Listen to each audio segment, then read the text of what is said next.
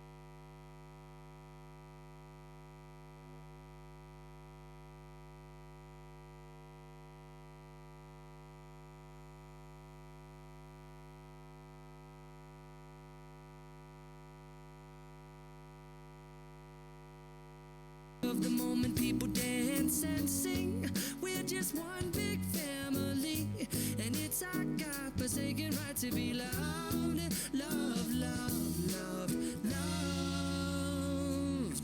So I won't hesitate no more, no more.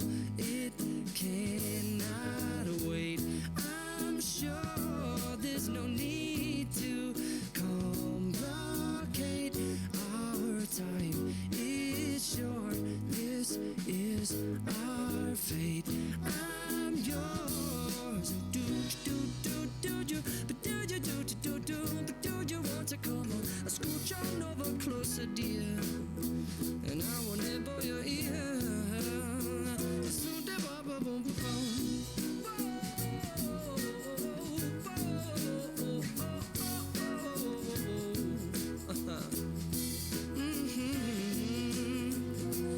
I've been spending way too long checking my tongue in the mirror and bending over backwards just to try to see it clearer, but my breath fogged up the glass, and so I drew a new face and I laughed. I guess what I'll be saying is there ain't no better reason to rid yourself of vanities and just go with the seasons. It's what we aim to do.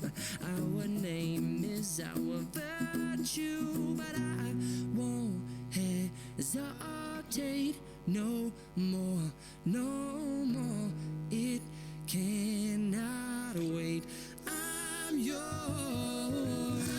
Well, open up your mind and see like me. Open up your plans and damn, you're free. I look into your heart and you'll find that the sky is yours. So please don't, please don't, please don't. There's no need to complicate, 'cause our time is short. This is our fate. I'm yours.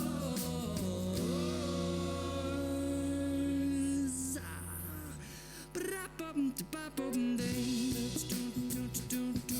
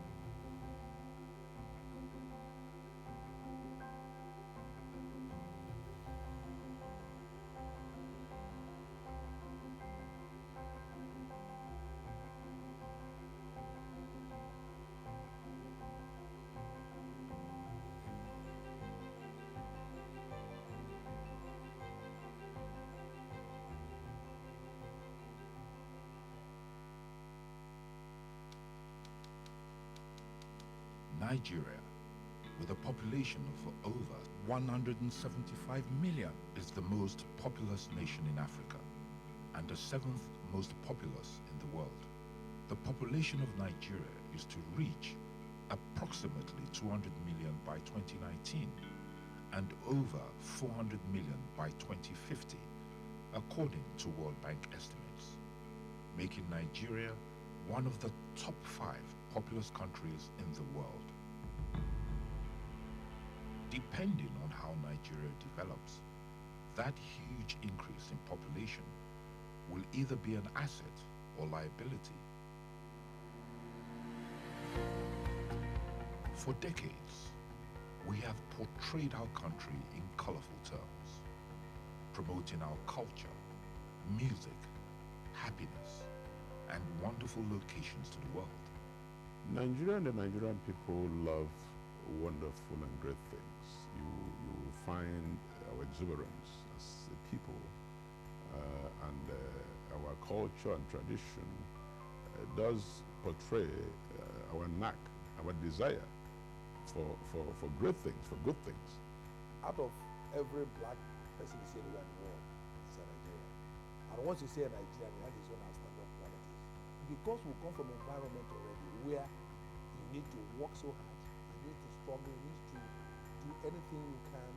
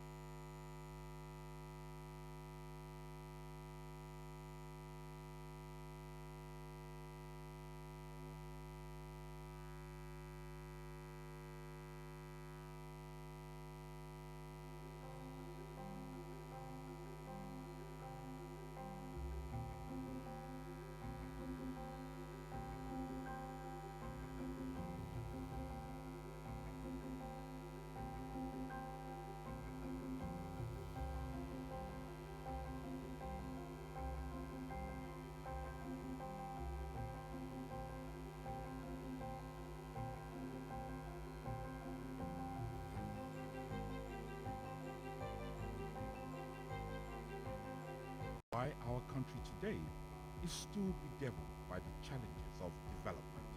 Nigeria is a great country. And Nigeria is a country that has the potential to be an even greater country, especially leading the African continent as a nation. We have everything that it takes. We have just not taken the time to get disciplined and do what it is that is going to make us the giants that we are as a nation. The Nigerian Economic Summit last year looked at the tough decisions that Nigeria needs to make if it's serious about turning around the fortunes of the country. As a follow-up, this year's theme is Made in Nigeria, is one that will look at how we can immediately start to diversify our economy and what we need to do. If we don't produce ourselves and patronize ourselves, we'll forever be dependent on finished products. And one part of the government cannot say we want to encourage local content, local this, while some other parts will now say that they don't have capacity. If we don't have a private sector-driven economy, we really can't have the kind of growth and the speed of growth that we require. So the government must, as a matter of policy, say, what can we do, must we do, should we do to ensure that the private sector really succeeds? That is not as difficult as it seems. It's about paying attention to details, getting the little things, big things, and the long-term things, to think about them all together, and then to stick to the plan. I honestly would urge, let us do these plans. Let us not attach them to names. Let everybody be committed to them, and let the competition between parties be who can implement it better. This country can move well in 6-9 months' time if writing is done. Government should implement what is there already as a policy. You see, use what we have. Key to how we revive our economy will be Nigeria's agricultural sector and repositioning it as the mainstay of our national economy. If you want to be a world competitive economy, it is about the people. And that means you need to invest on a world-class level in your education. Let's go back a little. When the civilian administration of President Obasanjo came into limelight in 1999 and ushered in democracy, it seemed that Nigeria was poised to deliver the dividends that its citizens had been waiting for. The hope for a better Nigeria. The most crucial role in the development of a nation is the role played by government. It is government that sets and defines and develops the policy. It is government that in the end decides where to allocate the resources. It is government that at a certain moment is responsible for consistency in policies, and that is something very important for people that are doing business. Some Nigerians are forging ahead, and there are sectors in our economy that are working, growing, and taking on the challenge of being made in Nigeria products and services. Nigeria, we have everything, only that we haven't tapped them.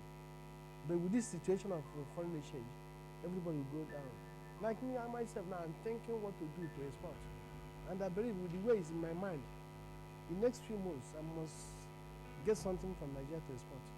That the e-commerce sector has been growing for many years is obvious, with companies like Flyboku, Wakanow, Jumia, Konga, and payment platforms like InterSwitch and Remita. Science and technology is not just the way of the future, that future is now.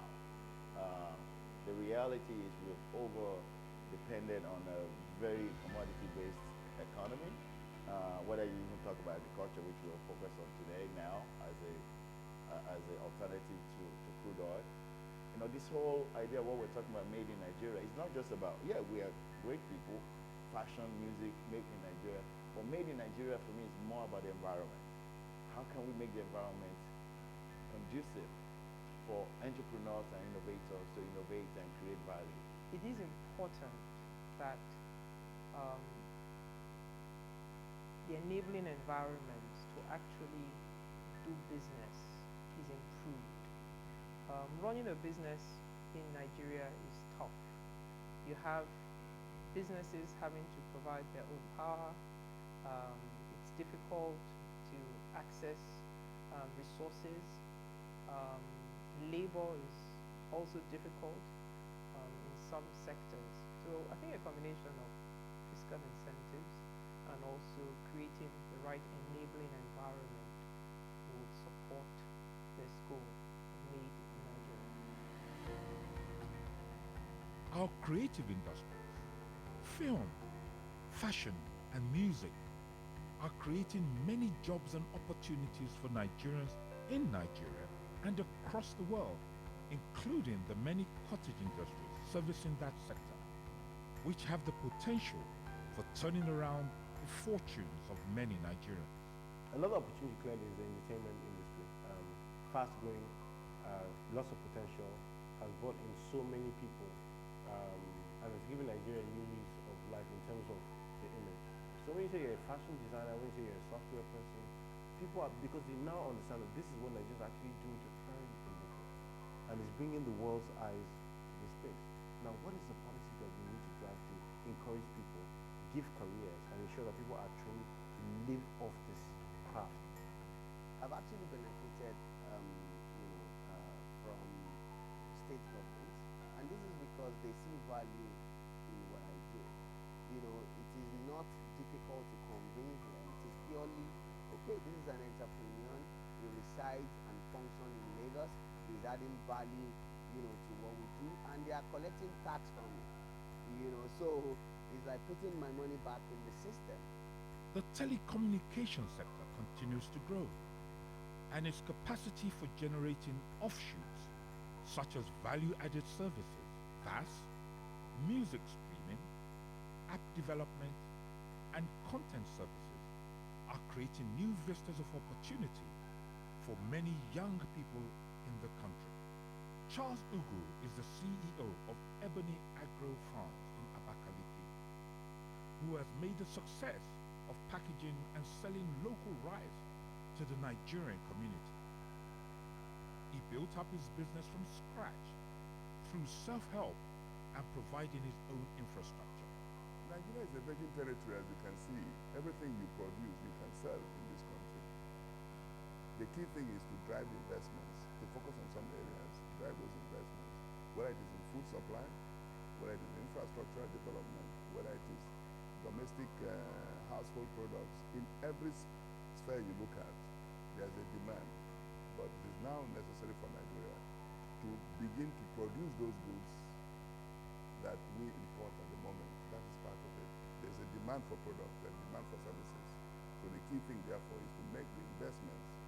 The investments you make then drive employment, drive growth, and drive economic prosperity. The problem we're having in Nigeria today is just policy problems, policy and implementation. You wake up today now, they say the policies are there. Are we implementing it? No. So by the time until we begin to process what we produce, that's when agriculture will be a solution to our problem. Ibukun Awushika is one of Nigeria's foremost businesswomen. She reflects on some of her experiences in producing made in Nigeria products. I've been producing furniture for 28 years. As far as I know, by Nigerian regulation today, since 2004, furniture has been banned in Nigeria. The question you need to ask yourself is, where is it in Nigeria that you can not? Where in Nigeria can you not find imported furniture? But from day one, I don't think there's a day from when you follow that instruction out of faith. But till tomorrow, there's furniture everywhere. The sad part is this: you're manufacturing out of commitment to a nation. But successes, there are also challenges. Florence Sereki has been manufacturing computers and IT equipment in Nigeria for decades. first step is to make up our mind if we want to be producers of finished products or if we want to be consumers of finished products. If the government can sincerely answer that question, the next step is, who are those on local content? The policies we did for them. Today they will say they enhance local content policy. Tomorrow it will be removed. Meanwhile, what do we need to do? Quality assurances has to be put in place. We are buying raw materials from the same place HP is buying from. HP is borrowing at 2-3%. We are not borrowing at 2-3%. We're borrowing locally. And even the offshore borrowing we're doing, the local banks helping us did not understand it. As the Nigerian story continues to evolve, we need to ask ourselves serious questions. A critical factor to enabling made in Nigeria products and services is also the mindset of Nigerians towards locally produced goods and the need to support local manufacturers and companies. Government needs to do is to encourage manufacturers. The government is trying now. A lot of funds are being made available for people to access it. One of the latest problems we have before, we don't have a long time for investment. The way government is going now, I believe that within a short time, things will change for better. Towards this end, government must stop paying lip service to supporting local content and actually ensure that it has a policy of local procurement of products and services throughout all organizations of government.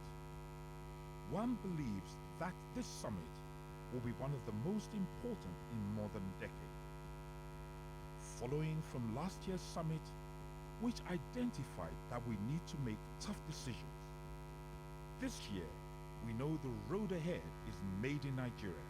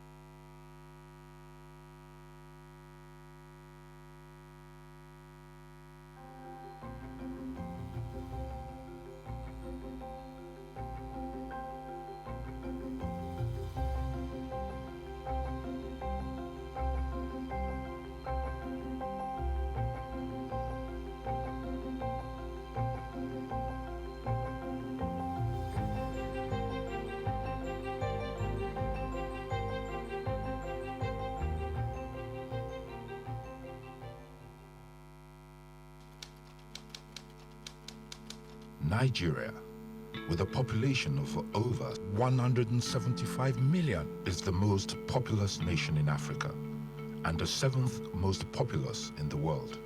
The population of Nigeria is to reach approximately 200 million by 2019 and over 400 million by 2050, according to World Bank estimates, making Nigeria one of the top 5 populous countries in the world.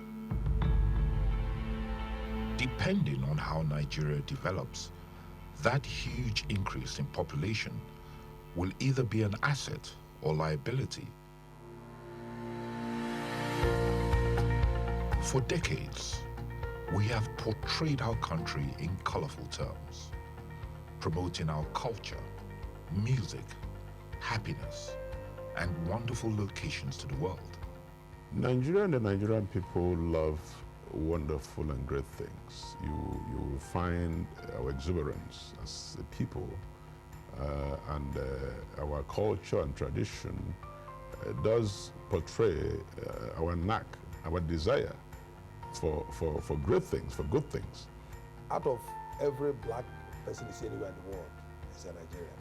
And once you say a Nigerian, it has its own outstanding qualities. Because we come from an environment already where you need to work so hard, you need to struggle, you need to do anything you can, whether you are doing the right thing to survive. I don't think we have 5 of this kind of a country in the world where people just wake up, they want to do things, and they just go for it. We touted our country as the largest and most important country in Africa, the giant of Africa. Nigeria has been defined as a giant of Africa. Nigeria is a nation that is so much endowed with resources, human and physical. Nigeria is a land full of opportunities. It is enormously rich in resources. It has an enormous agriculture potential. It has a huge population. With all these natural and human assets, many Nigerians wonder why our country today is still bedeviled by the challenges of development. Nigeria is a great country. And Nigeria is a country that has the potential to be even greater country, especially leading the African continent as a nation. We have everything that it takes. We have just not taken the time to get disciplined and do what it is that is going to make us the giants that we are as a nation. The Nigerian Economic Summit last year looked at the tough decisions that Nigeria needs to make if it's serious about turning around the fortunes of the country.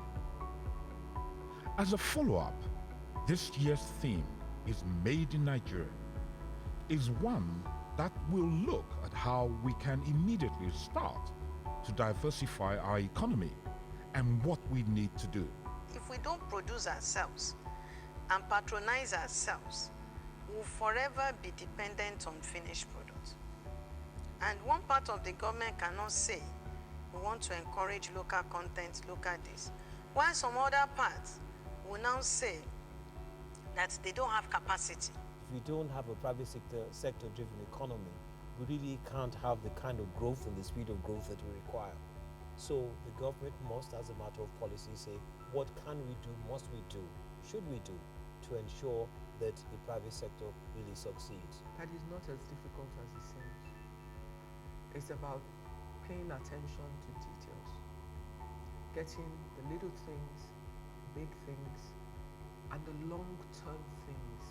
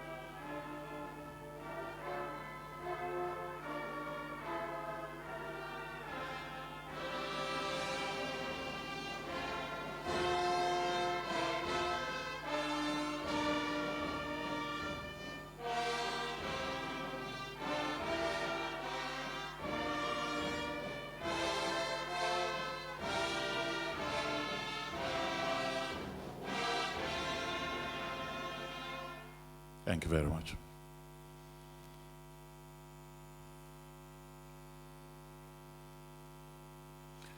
Your Excellency, the President of the Federal Republic of Nigeria, President Muhammadu Buhari GCFR, members of the National Assembly here present, honorable ministers here present, the chairman of the Nigerian Economic Summit Group and other members of the board. Let me especially welcome the sponsors of this year's summit, CEOs of companies here present, our resource persons, members of the diplomatic corps, our development partners, invited guests, ladies and gentlemen. Your Excellencies, distinguished ladies and gentlemen, it is with great pleasure that I welcome all of you to the 22nd edition of the Nigerian Economic Summit, tagged NESG 22. The Nigerian Economic Summit Group has since its establishment been committed to not only fostering open dialogue on the Nigerian economy, but have also been able to continue to define all of the implementation strategies for the growth of the Nigerian economy. And so, Your Excellencies, this year, it will not be different because the focus will be on made in Nigeria. Your Excellencies, it is very clear that the future that is emerging for Nigeria is one that is extremely different from all that we have known before. There is no period of change that is remotely resembling what we are now seeing. And we can say that this period shows us the kind of change that is very powerful, that is very significant, and that is also very pregnant with opportunities for development and growth. Opportunities to reposition our economy, opportunities for the nation to grow along the path of sustainable development, and opportunities to diversify our economy. And talking about diversification, it's now been proven that in the next 3 days, all of the discussions will be how can we use Made in Nigeria concept as driver. It's more like consuming what we make and making what we consume. So therefore, my honor and pleasure here to welcome the chairman of the board of the NESG, who is also in the spirit of what we are doing here, has moved away from his normal corporate suit. What he's wearing today is made in Nigeria. I'd like to welcome Mr. Kari Bukar.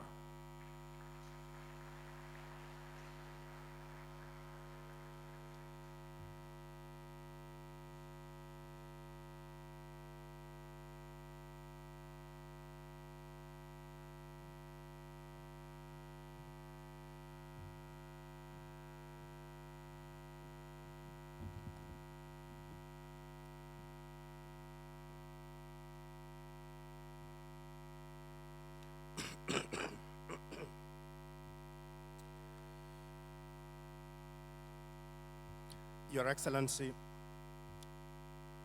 Muhammadu Buhari, GCFR, President of the Federal Republic of Nigeria. Excellencies,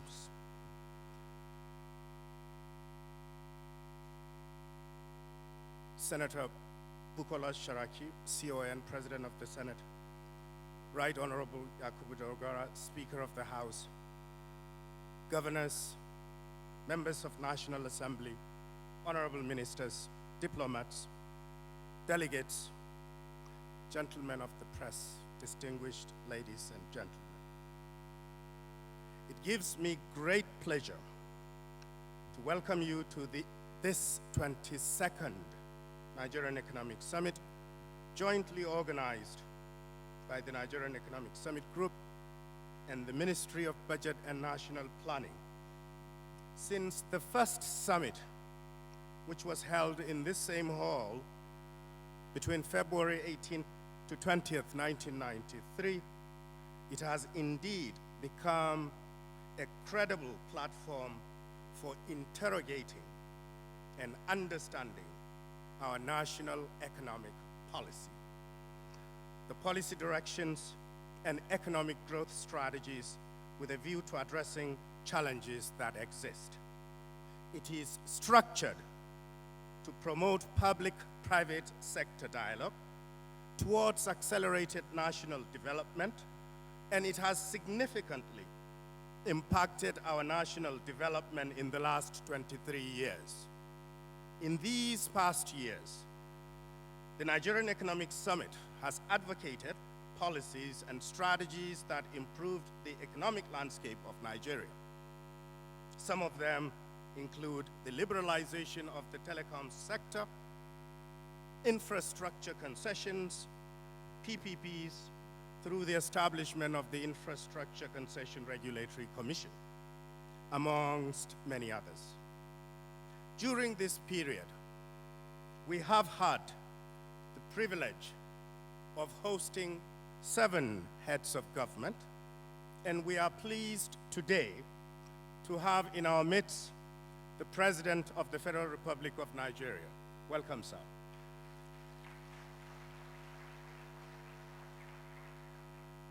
Clearly, the Nigerian Economic Summit has come of age.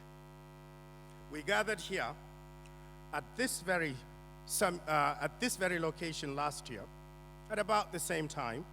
The theme of last year's summit was tough choices, achieving competitiveness, inclusive growth, and sustainability. We realized then that in order to turn around the fortunes of our ailing economy, all of us in the public and private sector would be confronted with tough choices. At the end of that summit, NES21, recommendations were made to address foreign exchange stability, reinvention of public institutions, investment in social services and economic infrastructure, skills development, and enabling business environment through legislative efficiency, aggressive diversification of our revenues, reform of the downstream sector of the petroleum industry, as well as an alternative approach to financing joint ventures in the petroleum sector. Even though NES21 took place when the cabinet of the new government was not yet in place, we are pleased to note that government has demonstrated its commitment to the dialogue process by accepting these recommendations as well as implementing some of them. We still expect to see the implementation of more of those tough choices as we continue, also ongoing by the NESG, to champion the cause of clean and renewable energy as alternative sources of energy required to productively drive the economy, create jobs, as well as address desertification. It is our hope that all issues impeding progress in this regard would be addressed and the potential of these alternative energy sources can be harnessed. To this end, we were part of deliberations of the National Council on Power held in Kaduna in July, and one significant outcome was a target of generating 30,000 megawatts of electricity from renewable energy to contribute 30% to the energy mix by 2030, referred to as 30-30-30. Also at last year's summit, we had a successful roundtable with the National Assembly.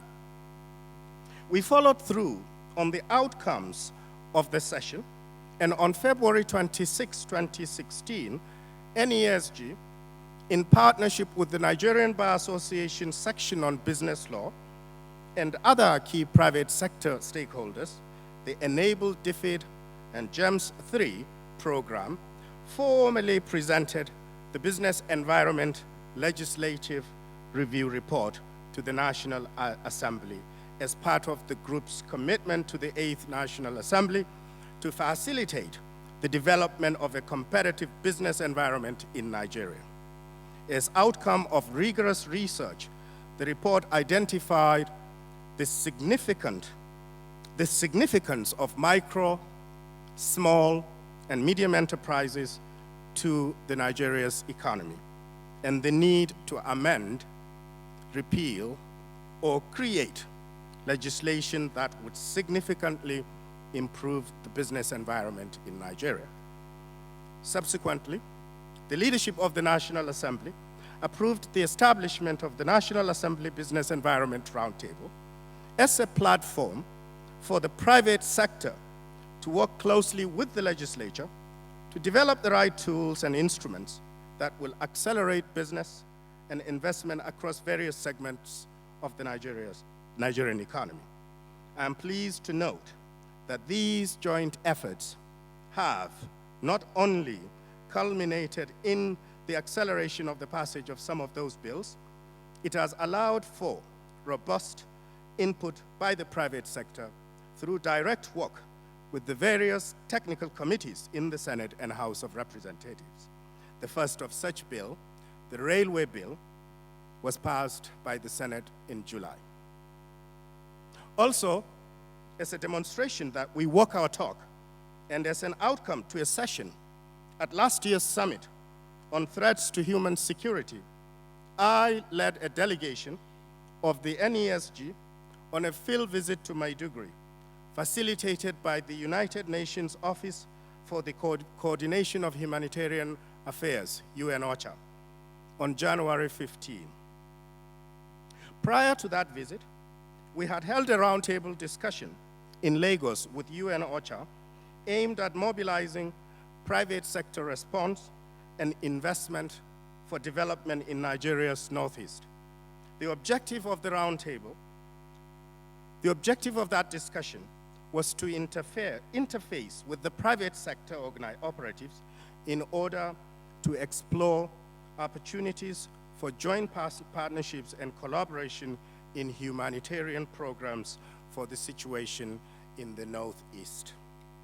During the visit to Maiduguri, we held meetings with the state government and met with other UN agencies working in the northeast. We also visited an IDP camp and a host community for internally displaced persons. It is our conclusion that we have a role to play in jump-starting the economy of the Northeast through private sector investments that can create jobs and incomes to the people of the Northeast. We also offer to provide technical support to any federal government-led intervention program for the Northeast, as well as any regional development agenda by the states of the Northeast. I was also invited by the United Nations Secretary General as part of NESG to represent NESG and Nigeria at the first World Humanitarian Summit in May this year at Istanbul, Turkey, where we highlighted and raised awareness to the global community on the plight of the IDPs in the Northeast. Mr. President, sir, distinguished ladies and gentlemen, recent data released by the Nigerian Bureau of Statistics clearly confirms that we are in an economic recession. I will not preempt the keynote presentation this morning that will provide further insights from us on the state of the Nigerian economy, but one thing is clear. This is an opportunity for us to swallow some bitter pills and tell ourselves some hard truths. Unfortunately for us, our options are now limited, but we can begin by focusing on Made in Nigeria, which is the theme of this year's Nigerian Economic Summit. Consequently, NESG 22 is expected to convey the need for us to urgently commit to structural and fiscal changes required for us to leverage our market size and turn our consumption pattern from a liability into being an asset through Made in Nigeria. It is important to note that we are not under any delusions to the inherent challenges of Made in Nigeria, which range from standards and quality infrastructure, regulations, to access to capital. We are, however, of the firm belief that there is no better time than now to have a coherent conversation on further diversification of the economy through the promotion of made in Nigeria products and services. Other oil-dependent countries have achieved this, and as such, we can. All that is required is a commitment of all actors and stakeholders to this endeavor, and we shall be better off for it down the road. These 7 plenary sessions will address the key sub-themes of the summit: the macroeconomic environment, technology and innovations, job creation, skills development, ease of doing business, etc.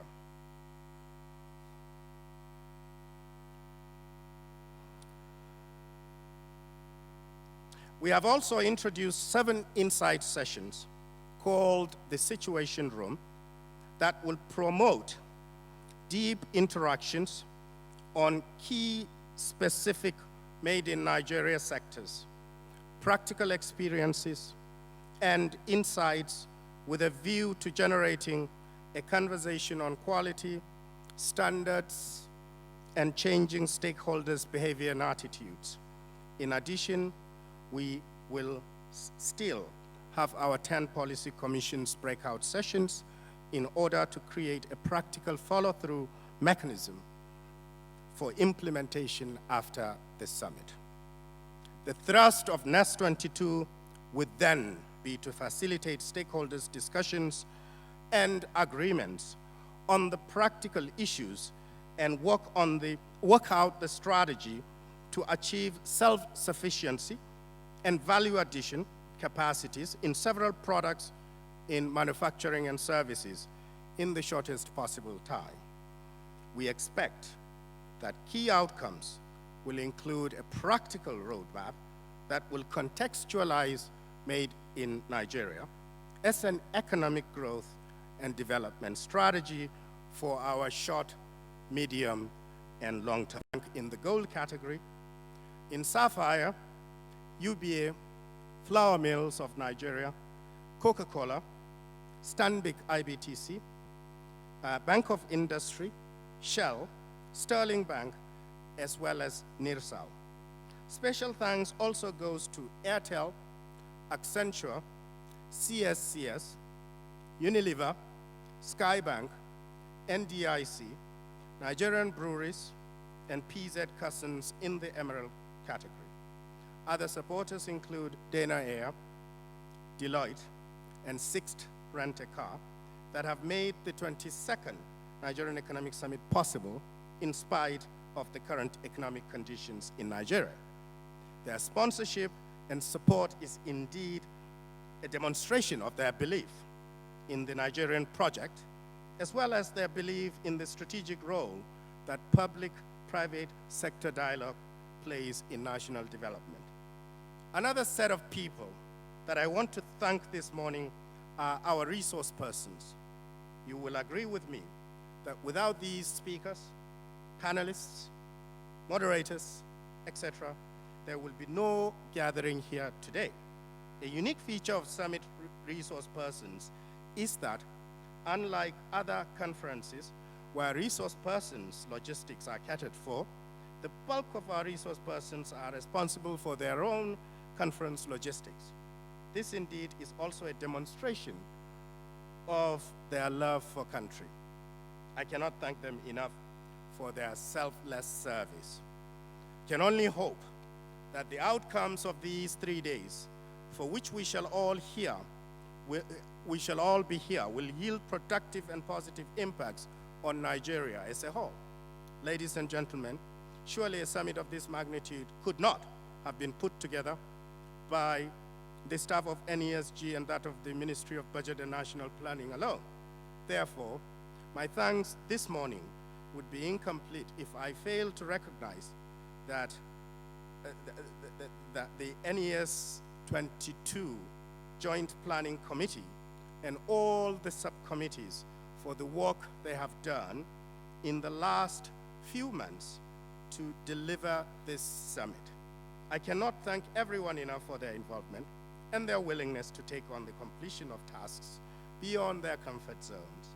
Permit me to express our sincere thanks to all media partners that will be covering this three-day summit, transmitting the proceedings into households and to Nigerians that cannot make it to the summit, and indeed to the outside world. Your Excellency, Mr. President, on behalf of the Board of Nigerian Economic Summit Group, I want to state that we are all most grateful for your presence here today in spite of your busy schedule. In particular, we are most delighted that your ministers are also here with us for these 3 days to agree an agenda for Made in Nigeria as a strategy for growing the economy. Ladies and gentlemen, I thank you all for coming to attend NES 22. Thank you very much.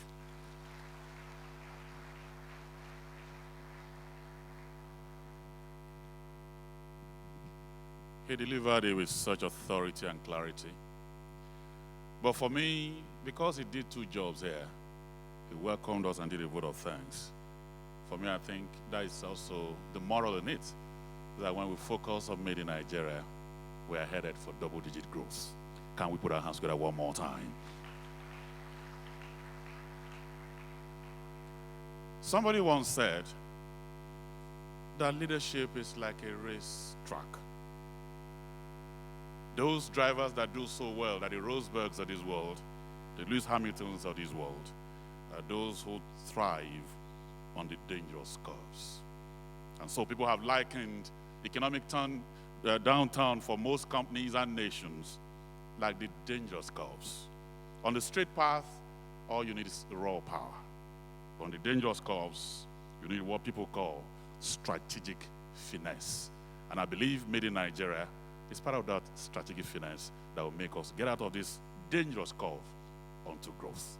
And one man who understands this very clearly, and the chairman of NESG actually alluded to this, the fact that the Nigerian Economic Summit is a partnership between the private sector and the public sector. And the man that sits on top of that ministry is the Honorable Minister of Budget and National Planning. Let me welcome here distinguished Senator Udoma to address us. I welcome you, sir.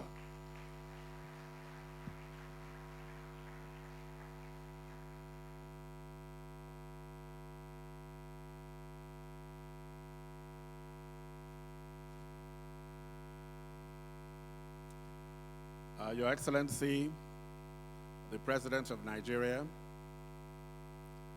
members of the National Assembly, honorable ministers,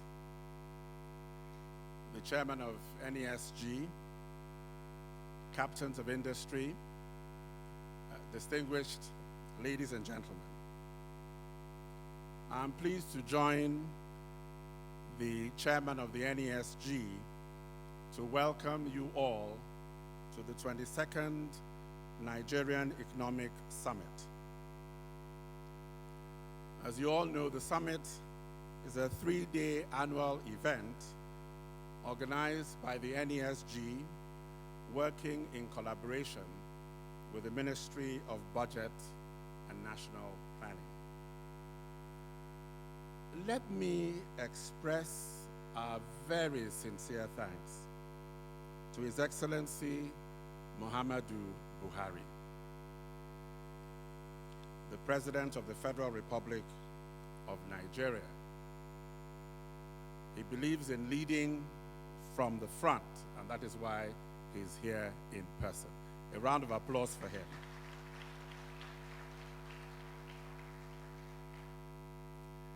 I would also like to appreciate and thank His Excellency the Vice President, Professor Yemi Osibajo, who will be joining us later on this morning. There can be no better evidence, distinguished ladies and gentlemen, of the very strong support this administration has for the Made in Nigeria campaign, to have both the president as well as the vice president personally involved. Your Excellencies, distinguished ladies and gentlemen, the history of the Nigerian Economic Summit can be traced to 1993, when the summit was first inaugurated by Dr. Ernest Shonekan, former head of the interim national government. It was inaugurated as a platform to promote public-private sector dialogue towards accelerated national development. Since its inception 23 years ago, the summit has become one of the largest gatherings dedicated to finding solutions to the challenges of moving the Nigerian economy forward. Apart from policymakers and captains of industry from the public and private sectors, the summit also has in attendance representatives of academia, civil society organizations, and our development partners. Distinguished ladies and gentlemen, I participated very actively in that first summit in 1993. I recall that at that first summit, many of the public sector participants were very suspicious of those of us from the private sector, because I was then in the private sector. Indeed, they saw us as interfering in the running of government. They were wary of proposals originating from the private sector. They saw many of them as likely to be self-serving. This was particularly the case where the companies had foreign shareholding. Indeed, some of the ministers, permanent secretaries, see, and it is now accepted, that there is no sector that the private sector should be excluded from participating in. For instance, we all now agree that the private sector has a role to play in such previously considered no-go areas, such as telecommunications, postal services, power and water supply and distribution, and even the provision of rail, road, and ports infrastructure. We're indeed looking for partnership from the private sector in solving our infrastructure challenges. And the good news, distinguished ladies and gentlemen, is that civil servants are also beginning to understand that they, as government officials, have a responsibility not just to police the private sector, but indeed the more important responsibility is to facilitate and promote an environment that is conducive for business growth. But to the private sector participants here gathered, let me say that to whom much is given, much is expected. Having conceded that you are the engine of development, those of us in government expect to see that engine firing on all cylinders. And that is the challenge that I throw to all you captains of industry gathered here today. You should leave this summit with a renewed determination to step up the tempo of your activities,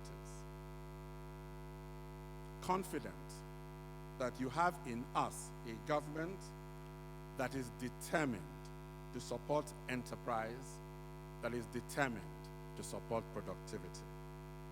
I'm confident, distinguished ladies and gentlemen, that those of you who heed this and invest more aggressively in Nigeria, I'm confident that the returns you make will more than justify your investments. This year's summit is dedicated to the subject of Made in Nigeria. As you know, the government is already implementing policies aimed at getting the economy out of the current recession. These include, amongst other things, taking actions to reduce the disruptions in the Niger Delta, fast-tracking measures to raise funding from foreign loans and other sources to fund the 2016 capital budget, targeting capital releases to projects with impact on employment, speeding up the implementation of the social investment programs, and so on. Already, distinguished ladies and gentlemen, our focus on agriculture is beginning to yield fruit, as indications are that the agricultural sector will show quite strong growth in the third quarter, which is just ending. But distinguished ladies and gentlemen, even after getting out of the recession, we will continue with the implementation of our strategic implementation plan, which was launched by government at the time the 2016 budget was signed into law by President Muhammadu Buhari. The plan will restructure our economy onto the path of sustainable growth. As you know, the SIP is anchored on the commitment of the administration of President Muhammadu Buhari to create a more diversified, sustainable, and inclusive economy that releases the latent potential of the Nigerian people, of communities, and the natural resource endowments across the nation's federating units. The strategies for achieving these are all set out in the SIP document. These cut across 6 thematic areas. One of those thematic areas is to diversify the economy by fast-tracking industrialization, agriculture, and agro-allied processing, as well as attracting investment into the solid minerals, tourism, and entertainment sectors. An important mechanism for doing this is by encouraging a Made in Nigeria philosophy and preference to take root in all our practices. As a government, we are taking steps to encourage our officials to buy Made in Nigeria products. We have also been working with private sector and other related stakeholders to encourage more production and consumption of Made in Nigeria goods and services. We believe that with more patronage, Nigerian producers will be encouraged to improve on our quality and create jobs for our teeming youth. There is no doubt, distinguished ladies and gentlemen, that the fastest route to grow our economy, and the fastest route to grow our economy, the fastest route to create jobs, is by encouraging our people to produce more and by encouraging our people to export more. This strategy will also generate foreign exchange and help in stabilizing and strengthening the naira. Distinguished ladies and gentlemen, as I have already indicated, the government will continue to improve the enabling environment for businesses to thrive. We will continue, amongst other things, to prioritize our spending towards critical infrastructure to improve Nigerian competitiveness. Government agencies will work with the private sector to support research with a view to developing high-quality indigenous products and technologies. Many of our programs, the programs that we're currently conducting, have been structured in such a way as to stimulate domestic production. For instance, our school feeding program will utilize only locally grown and locally produced food items. But much more needs to be done by both the public and the private sector to encourage and support local production. This summit will provide an opportunity to examine what more can be done. How do we promote the consumption of made-in-Nigeria goods and services? How do we improve the quality of made-in-Nigeria goods to bring them to international standards so that they can be exported? How can we support our SMEs to be able to compete? It is our expectation that this summit will provide a platform to sharpen the focus of the conversation and also offer recommendations that will help reinvigorate our industries and services so as to curtail the growing demand for foreign exchange for imported finished goods. As the chairman of the NESG said, as part of the efforts towards making this year's summit focused and result-oriented, it has been structured to include a policy dialogue on the economy, a roundtable session on jobs, as well as parallel and syndicate sessions. The key thrust of the various sessions will be to facilitate stakeholders' discussion on the practical issues, opportunities, policies, and regulations needed for the concept of Made in Nigeria to become an economic growth and development agenda in Nigeria. Your Excellency, distinguished ladies and gentlemen, in closing, let me emphasize that we expect the key outcomes of each session to include a practical road map.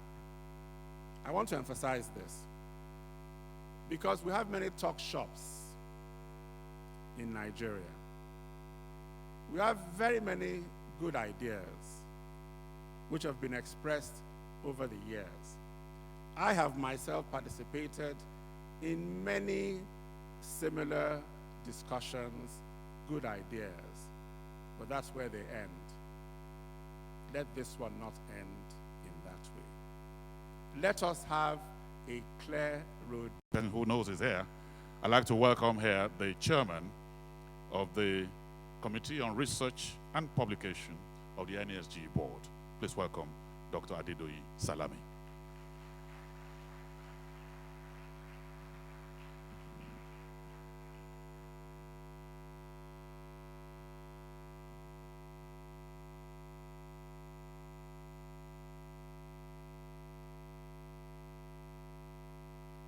Your Excellency, the President of Nigeria, Muhammadu Buhari,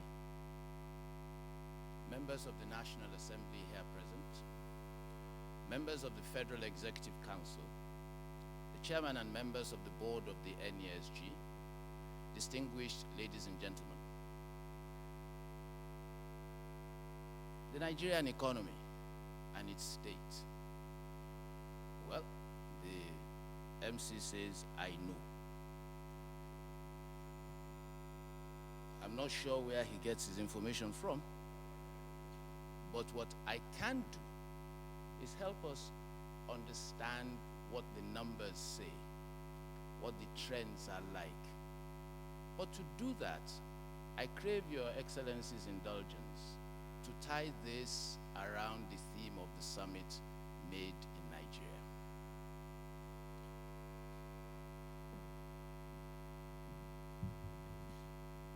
Right. Now, let us be very clear. For this summit's theme to be successful, for it to be translated into and sustained as the Nigerian reality, our economy must come up to certain imperatives. There are at least 3 of them. First, it must be globally competitive and productive. Let me re-emphasize that, because for me, what Made in Nigeria speaks to is our ability to create an economy that is productive and globally competitive. But that's not all. It's got to be inclusive. It's got to work for all. And at the heart of it, it's got to add value. From my understanding of the numbers I have seen, current economic and business conditions are far from ideal.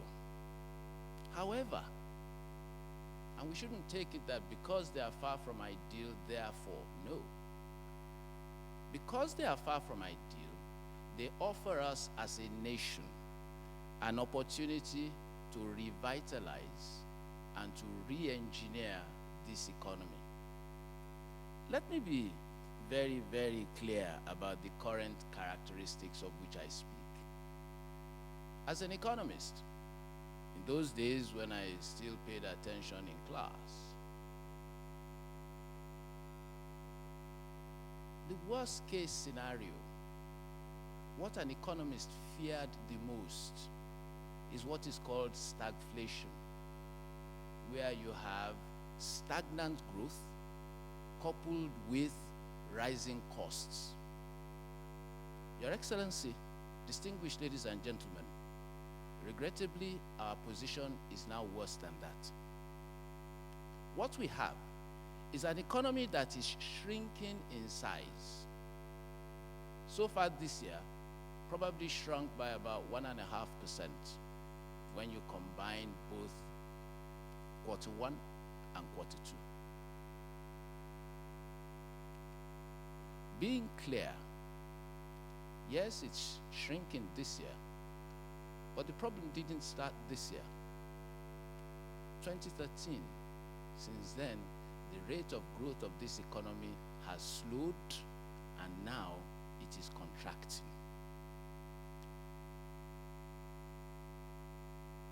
What else? For those who don't appreciate it, the Nigerian economy is driven by two broad impulses.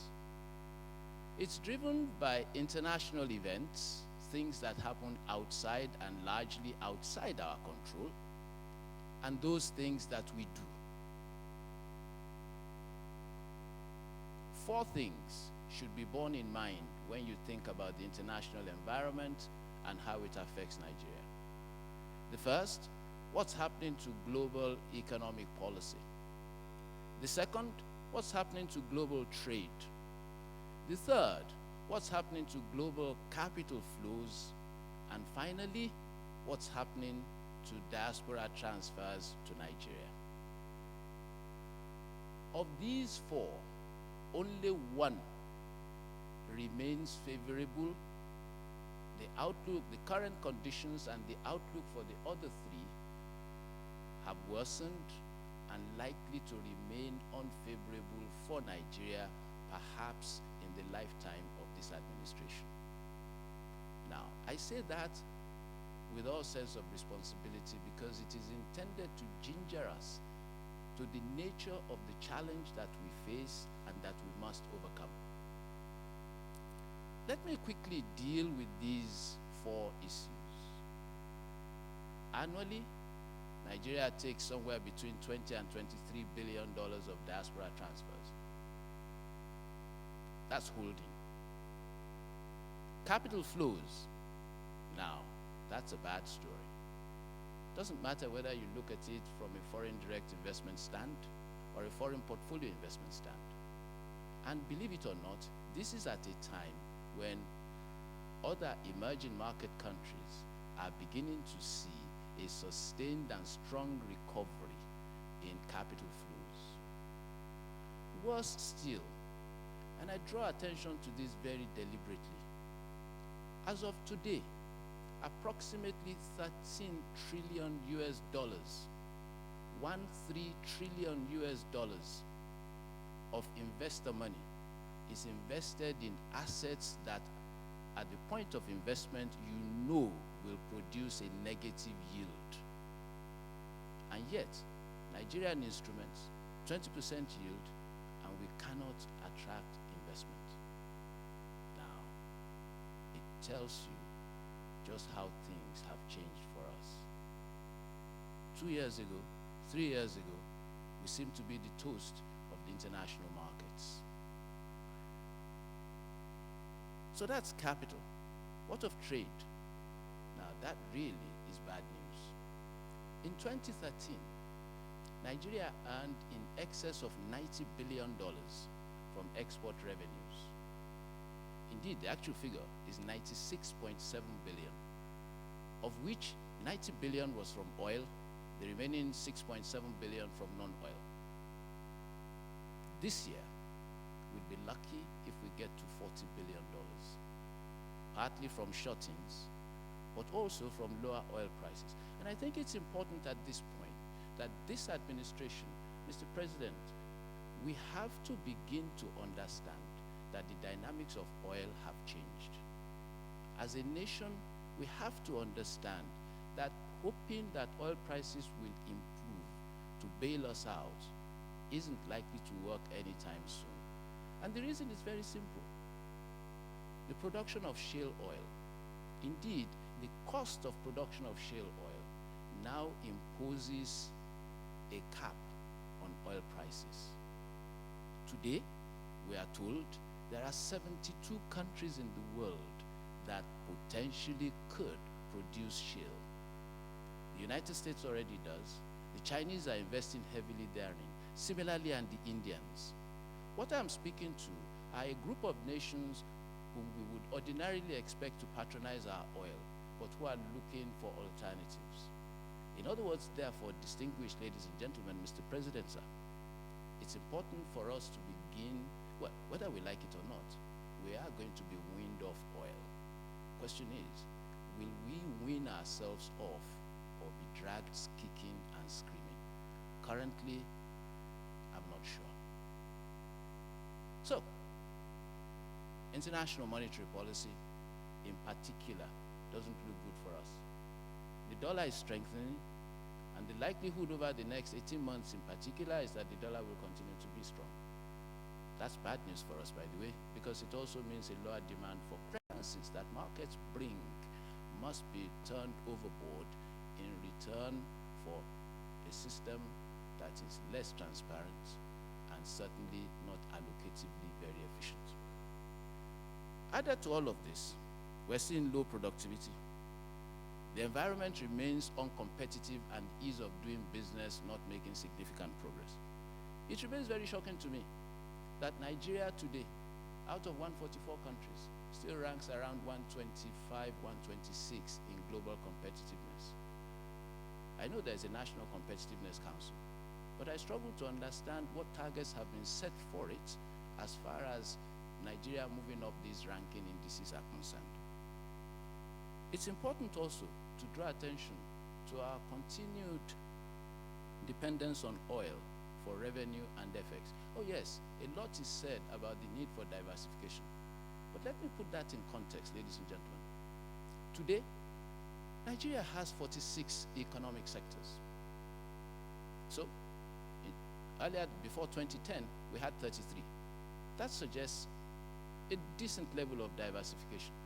Where we remain undiversified are in two levels. First, oil, and it's accounting for more than 70% of public sector revenue and more than 90% of foreign currency earnings for Nigeria. That's a problem. A second problem is that when you look at the structure of our output, 4 sectors account for more than 70% of our total activity. In other words, it's not about diversification. It's about reducing the level of concentration. Because once you take out agric, once you take out oil and gas, once you take out ICT, once you take out real estate, and you take out trade, that's pretty much the Nigerian economy done. That can't be good enough. So, if these are the current conditions, what then? I think it would be very uncharitable for us in the private sector not to understand what this government has done and to recognize it and place it on record. Whether we like it or not, the government has succeeded in restoring territorial integrity and establishing a higher level of security.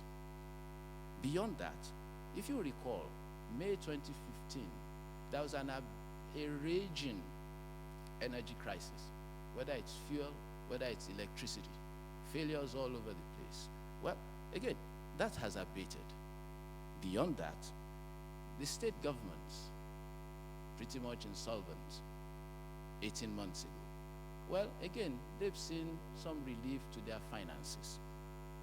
We've seen the introduction of a flexible exchange rate regime, although I will speak to that a short while from now. And we must also recognize the improved fiscal discipline, the blockages of leakages, and the improvement of compliance. However, we commend all of these, even if we think some of them still are work in progress. But let me make this point to those who are our leaders. Your Excellency, I do crave your indulgence. We don't live in the past. It's not going to be about what has been done. It will always be about what remains to be done. So whether we like it or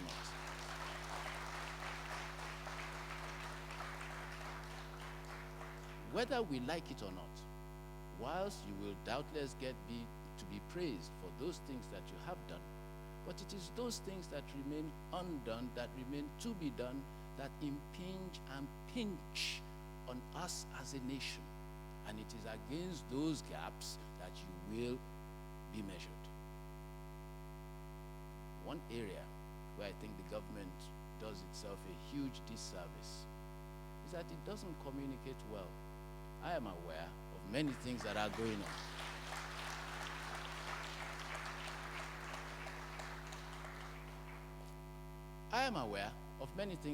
on. Indeed, when the Honorable Minister mentioned a short while ago the need for roadmaps, there are roadmaps in various parts of the government. There's an agricultural roadmap, there's an education roadmap. There are roadmaps. But then, as I said earlier, these roadmaps need to be brought together, articulated, joined together into a development plan that the private sector can understand and take its lead from. Whether we like it or not, that is an imperative that must be achieved before the end of this year.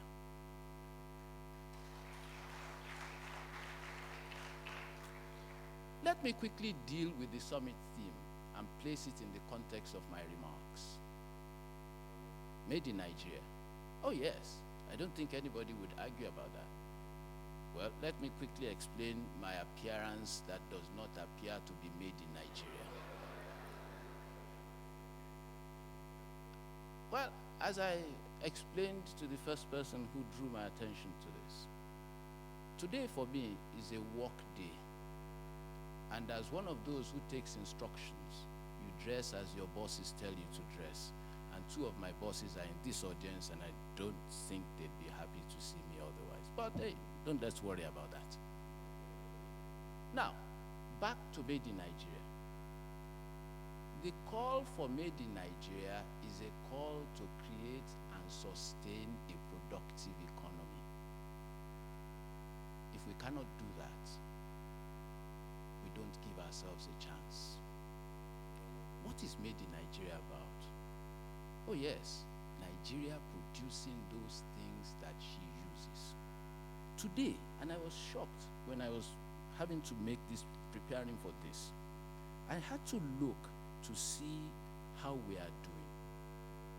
Believe it or not, for every 100 naira of value that the industrial sector, and when I say industrial sector, I take out oil and solid minerals. For every 100 naira of value created, 20% goes on imports. Let me re-emphasize that.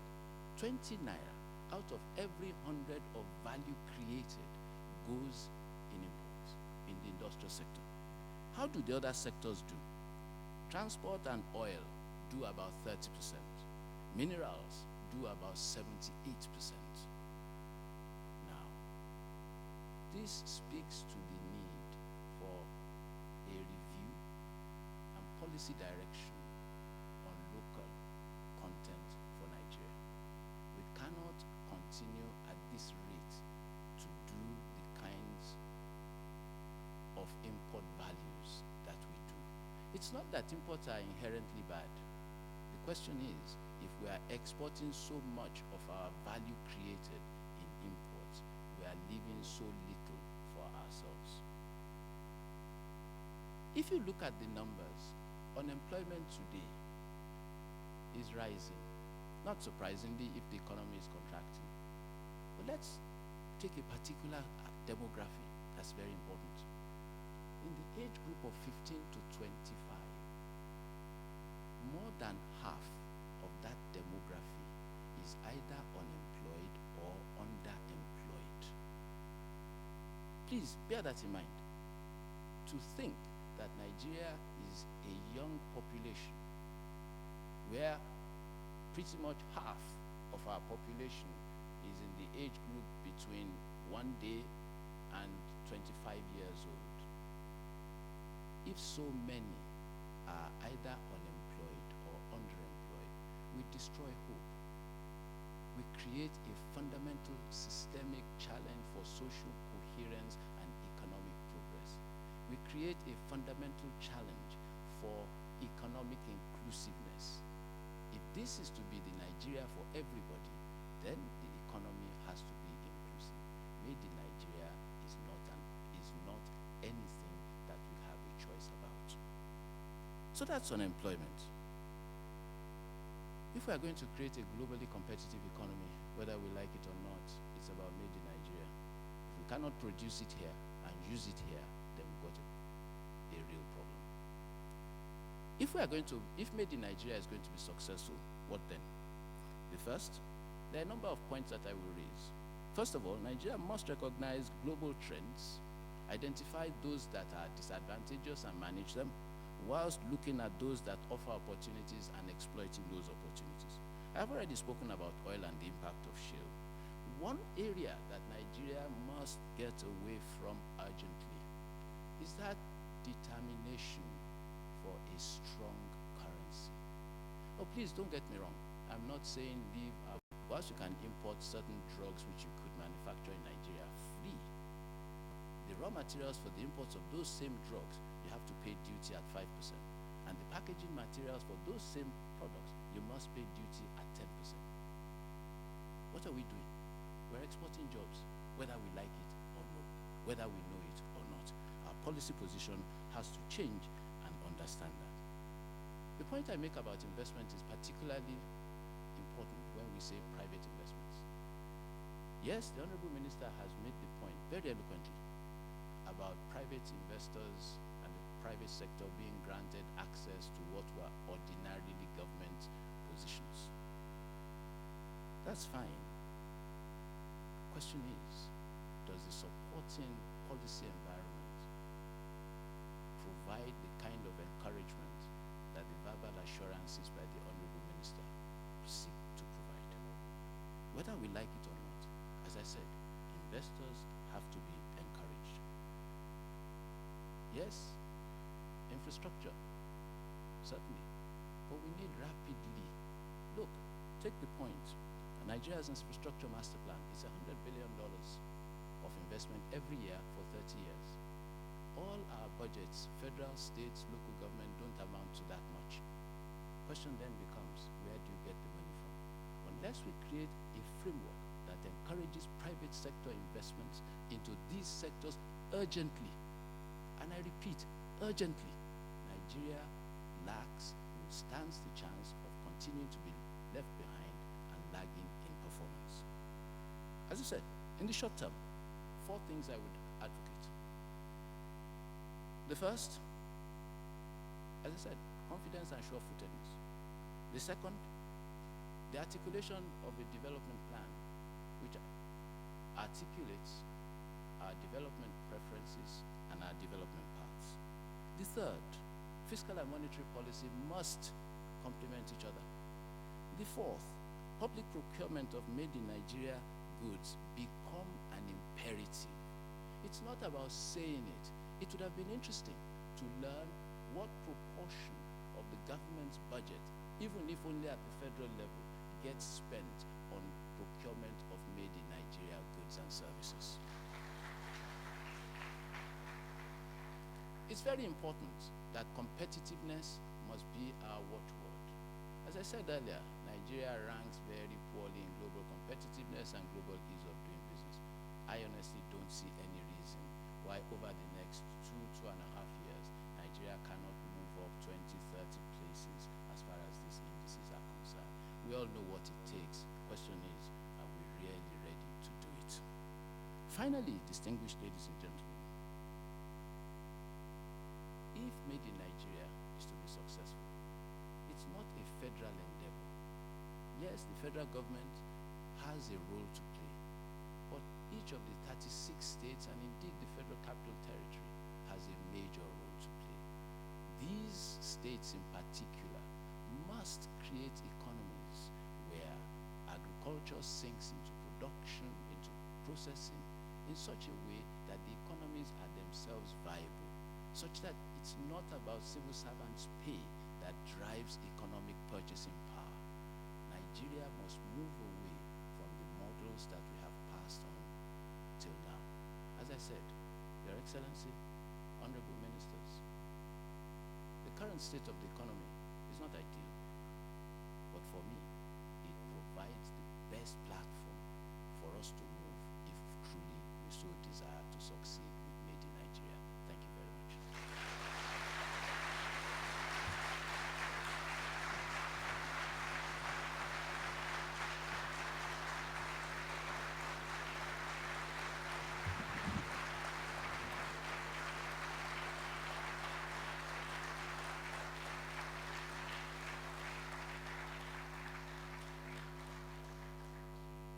I think he totally deserves it.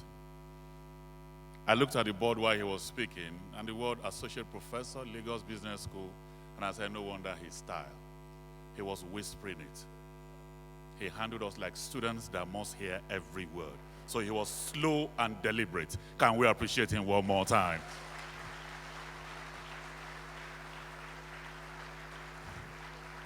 Thank you very much. Thank you. And now this is the moment, Your Excellencies, distinguished ladies and gentlemen. This is the moment that will put presidential seal on what this man has said. As I welcome here our wonderful president to declare NESG 22 open, let me welcome here President Muhammadu Buhari, GCFR. Your Excellency.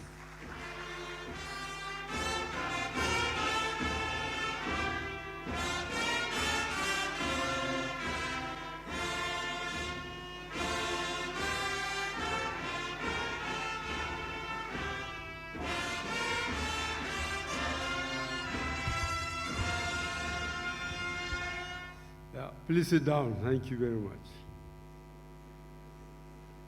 Well, after the last speaker, I think I hope I will do better than a broken gramophone record. The Honorable Minister of Budget and Planning, members of the Executive Council, the Chairman, Nigerian Economic Summit Group, the Chairman, Nigerian Economic Summit Group Board Committee on Research and Publication, government functionaries, delegates, distinguished ladies and gentlemen, I'm very delighted to be with you this morning at the 22nd Nigerian Economic Summit. The summit process has endured over the years and through successive governments. It has, in the process, strengthened the social relationship between the public and private sectors of our economy. I am also delighted that you have chosen as your summit theme, Made in Nigeria, which lies at the heart of so many of the efforts we are making to lead us through these troubled times and to lay a firm foundation for the future.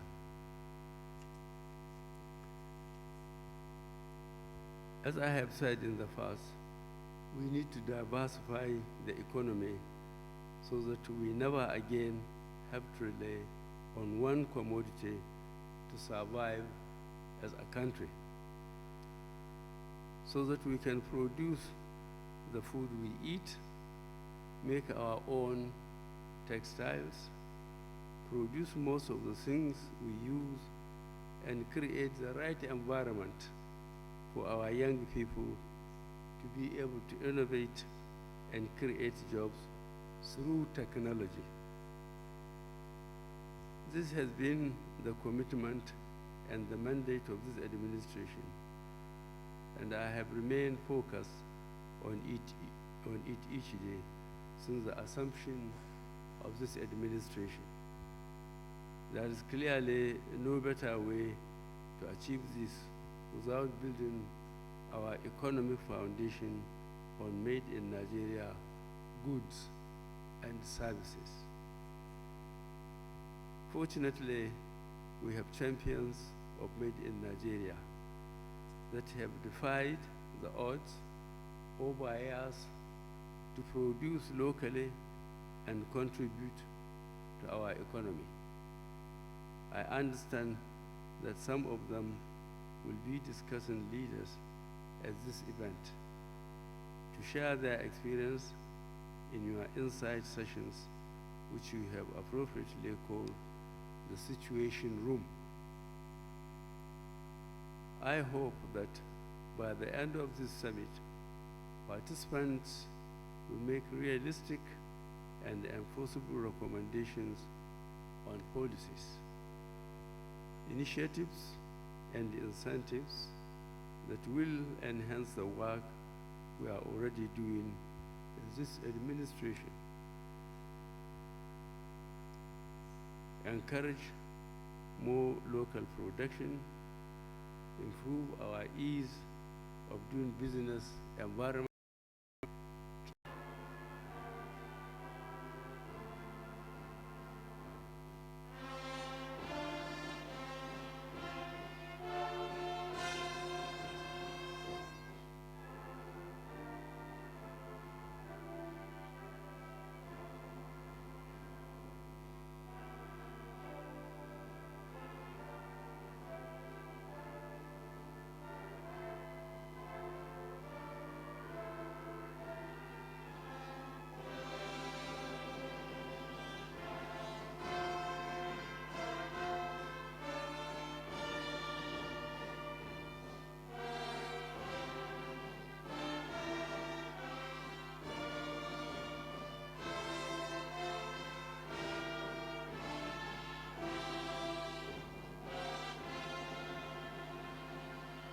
Thank you very much. The first policy dialogue will kick off in 15 minutes. That's about 15 minutes to 12 noon with the Vice President of the Federal Republic of Nigeria. The first policy dialogue will be kick off in 15 minutes time or thereabout. But right now we'll break for tea, and we shall be back for the first policy dialogue.